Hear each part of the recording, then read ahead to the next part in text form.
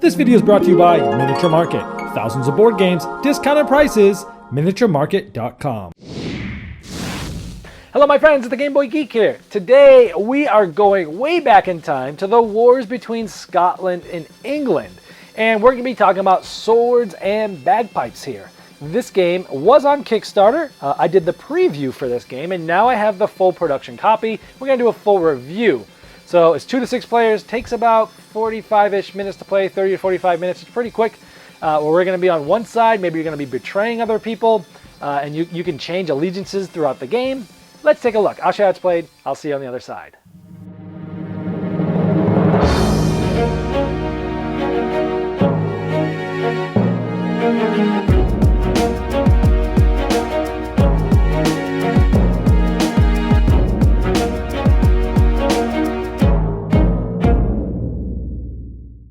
At the beginning of the game, you get to pick basically your color and or your family. There's 6 different ones to pick from. Each of those are going to come with a castle and a camp. And the cool thing about these is they're all double-sided. So this one, you could be this family or this one.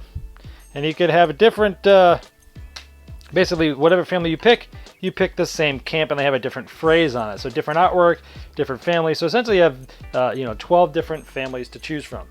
And once someone's selected their thing, they get 3 coins, 3 troops, and they have 2 choice markers. One is going to be for England, one is going to be for Scotland, but you won't be able to tell which is which. And everybody gets 1 bagpipe card, which will help you break the rules of the game as it goes on. Over the course of the game, it's 7 rounds. There'll be 7 battles that will come out. And if, for some reason, England is to win 1, 2, 3, 4 times, the game will end immediately. Otherwise, and this is an English win has happened. We'll talk about endgame conditions later. But if after the 7 rounds it hasn't yet gotten here, then the Scotland side has won the war and different victory conditions happen then. We'll get to those later. And the start player marker here is given to the oldest player and we begin. Now phase 1 of the game is the invasion. We find out what's happening in the war this turn, so we would turn this card over. And so here we see the name of the battle, Stone of the Scone Relocation. First of all, let's look at the victory conditions. This is if Scotland wins this battle, this is if Scotland loses this battle, and this is if England wins. This is for England supporters. Now, so during this round, some people are going to support and be loyal to Scotland, and some are not. If you're loyal to Scotland and Scotland wins the battle, every player will get 3 coins and a bagpipe card. If you are a supporter of Scotland and you lose, well, you're still going to get something. You're going to get a troop and a coin. If you support England, regardless of if England wins or loses, every person, these arrows show that every person that supported this splits this $6 evenly. So if you're the only person to support it, you'd get $6 no matter whether England won or lost. If there's 2 of you, you'd split it for 3 and you split it evenly. But each player also takes a dagger card. More on that in just a moment. Also, this tells you how many troops England is starting this round with, which is 4. Now, on the actions phase, which is next, you must do a replenishment. This is mandatory. You must do one of these 4 things. And this is essentially you just get a coin. This is everybody gets a troop in their castle. This is your castle. This is your camp. It goes to your castle. But also during replenishment, Scotland's side automatically gets a troop as well. This would add 2 troops to your castle. This you hire mercenaries. You spend 1 coin and you add 4 to your castle. Now you have to do one of these 4 things. In addition to that, and in any order, either before or after during replenishment, you can play a bagpipe card.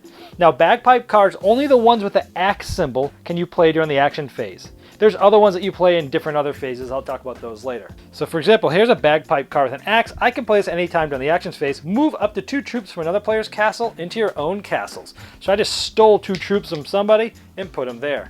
And the last thing I could possibly do, this is optional, I could do it anytime during my actions phase, is I can move any amount of troops that I want to my camp. These are the ones that are actually going to be fighting this round. After we've gone clockwise and everybody has taken their actions, the person with the badge of honor passes it to somebody else. That player will be the start player next round, but they also, more importantly, they have to support Scotland this round.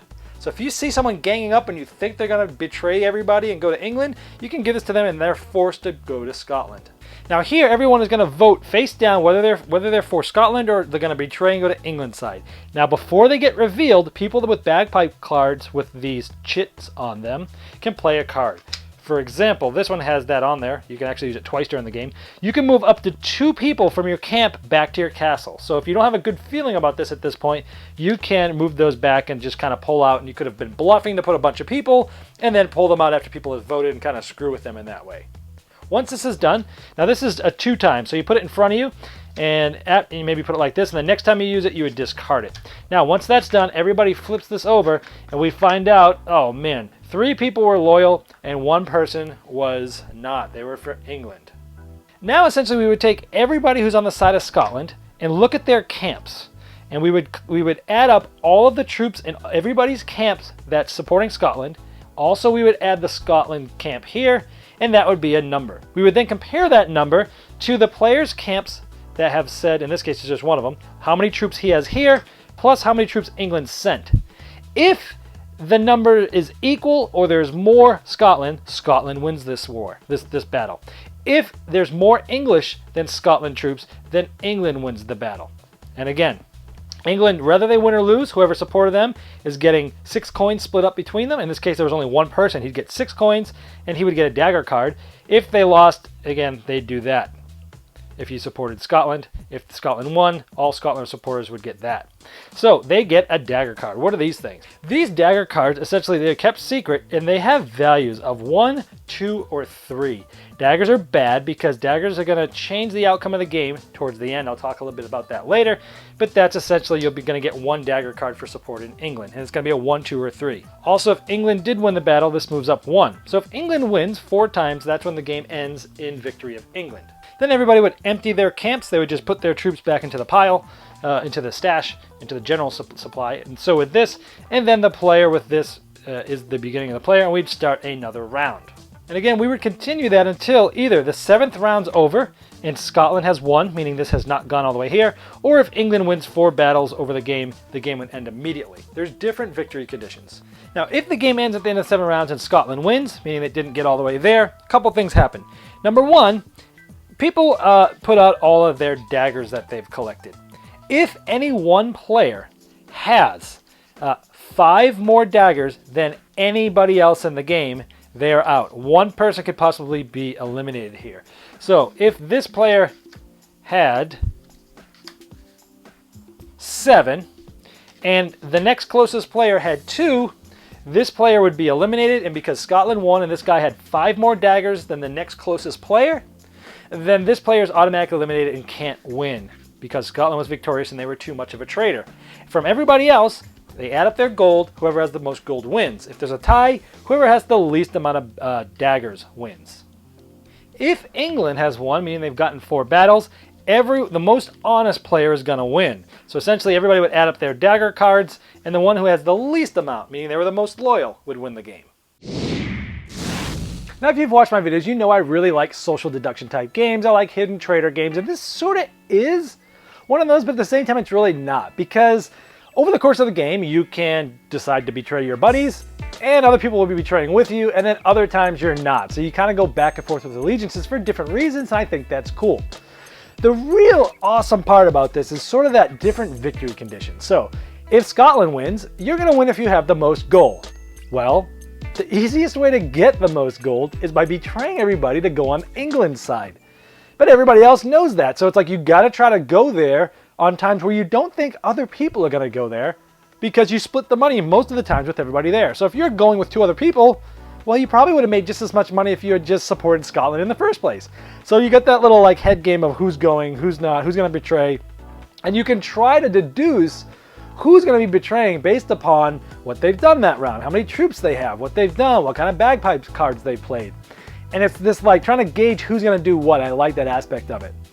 And, you know, if England wins, then, you know, you go down. Oh, plus, you know, when Scotland wins, if anybody has 5 more daggers than anybody else, they're out. So it's like you want to be betraying to get coins, but you don't want to be the one that has too much more than everybody else because then you're not going to win. That's a really interesting thing. And then, of course, if England wins, then it's the one who has, you know, the least amount of dagger cards. So it's this interesting, you know, balance of when do I betray, when do I not. I really like this. It's a lot of fun. Those cards can be a little swingy. Some of them are pretty take that. Some of them are like, take gold from so the person that has the most, or things like that. And there is some take that in this game. So if you don't like that, just be wary that it is there. Those cards can sort of swing some things. They do break the rules of the game quite a bit, but for me, it's part of the fun of the game. So because of the nature of the different win conditions and who wins with those, and the daggers and the betraying, I think this game is really interesting. It doesn't feel like anything else I've played before in this genre, which is hard to believe because there's a lot of games coming out in this genre and many of them feel sort of similar. Where this one does kind of sit in that genre, but kind of sits by itself. So it's not a game that I think has a lot of buzz or has a lot of notoriety about it, but I think you need to be aware of it because it is a fun game. So you're looking for a game that's relatively quick, 30 to 45 minutes, has some trader elements, but has some interesting deduction and some interesting card play, some interesting decisions, and laughing with your buddies, pointing fingers. Hey, and you don't necessarily have to lie in this game, which is a cool thing. You can just, whatever. You can not say anything.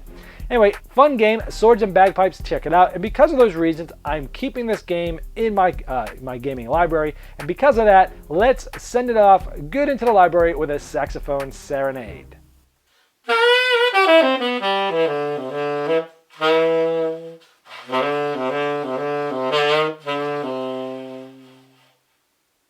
This video was sponsored by Miniature Market's Review Corner. The Review Corner features podcasts, video, and written game reviews by gamers for gamers. Miniature Market, the online gaming superstore. Thousands of board games, discounted prices. Check them out at miniaturemarket.com.